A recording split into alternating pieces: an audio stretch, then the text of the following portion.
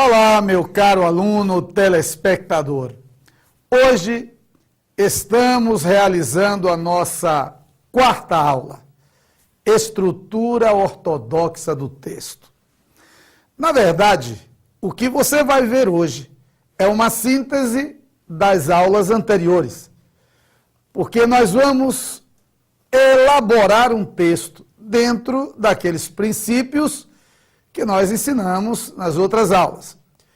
O texto deve ter uma introdução, deve ter um desenvolvimento e uma conclusão, todas obedecendo aquelas normas que nós ensinamos aqui em cada aula. Vamos construir um texto passo a passo. Vamos, portanto, considerar um tema para desenvolvermos segundo o conhecimento que já temos da estrutura ortodoxa do texto. O sentido do amor. O amor é, sem dúvida, a primeira das virtudes, o vínculo da perfeição. Os homens podem, com ele, resgatar valores que a humanidade perdeu e iluminar a existência, dando novo sentido à vida. Aí está uma introdução dentro dos critérios de parágrafo padrão, com a frase guia aí em destaque. O amor é, sem dúvida, a primeira das virtudes. Bem, agora nós vamos criar 2 parágrafos de argumento. Vamos tentar convencer o leitor de que esse é o sentido do amor, que ele é a primeira das virtudes. O desenvolvimento é o lugar em que se esclarece e justifica a introdução, persuadindo os interlocutores, buscando-lhes a adesão do espírito. Aqui é o momento em que o argumento se legitima, apresentando as confirmações das ideias, através de raciocínios lógicos e exemplificações para maior credibilidade da tese. Então vejamos, primeiro parágrafo de argumento.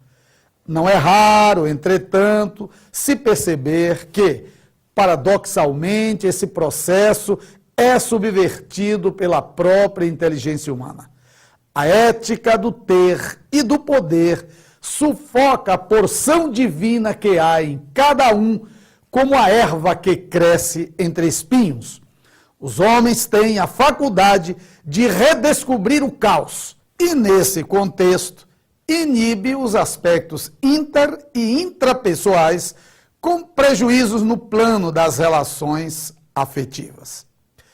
Observe que, neste parágrafo que acabamos de ler, o autor procura mostrar quanto o homem desconhece as relações de amor, mostrando que ele está esbagaçado em suas relações, principalmente afetivas.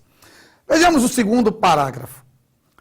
A inversão de valores, a surpreendente perda da sensibilidade e as diversas formas de banalização da vida só têm mostrado a instância animal em que o homem se encontra. A essência humana é amar, ver e construir. Na contramão de suas condições superiores, entretanto, o ser humano adquiriu o ódio, a cegueira e violência.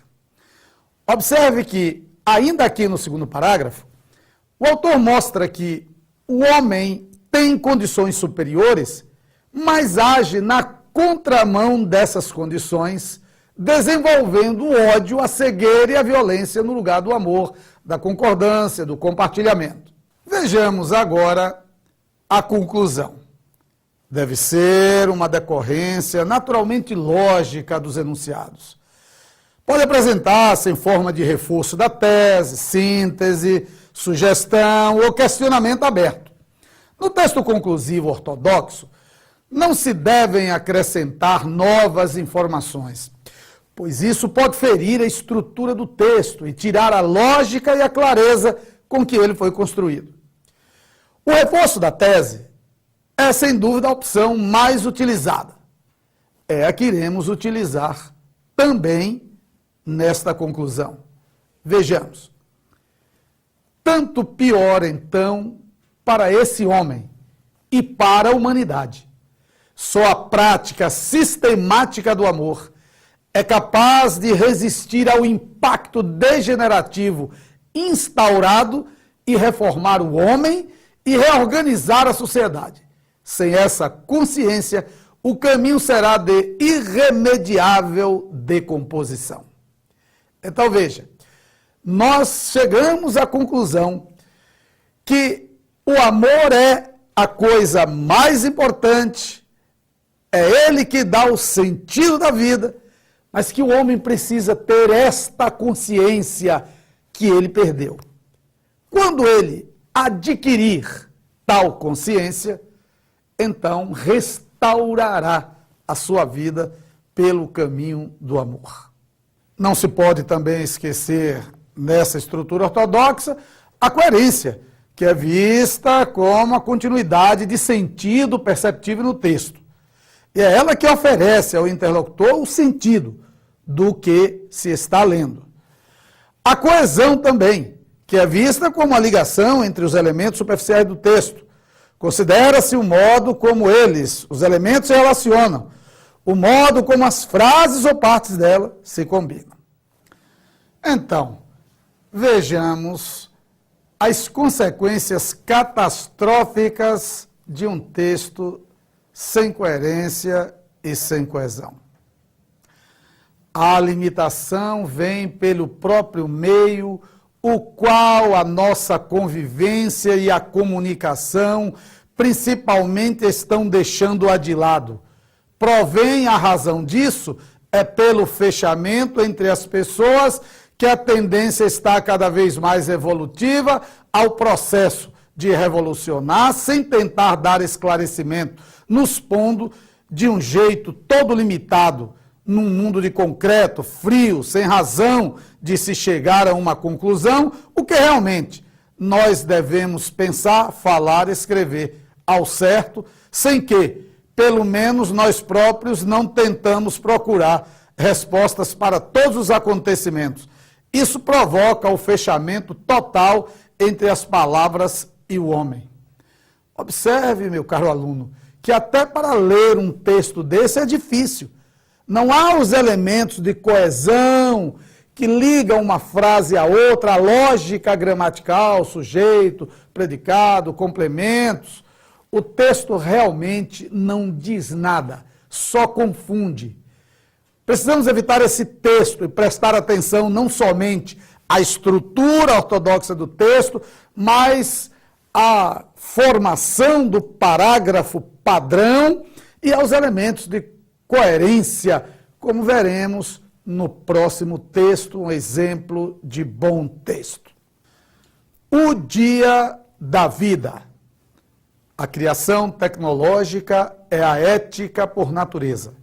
A operação econômica é a ética por necessidade. A decisão política é a ética por conveniência.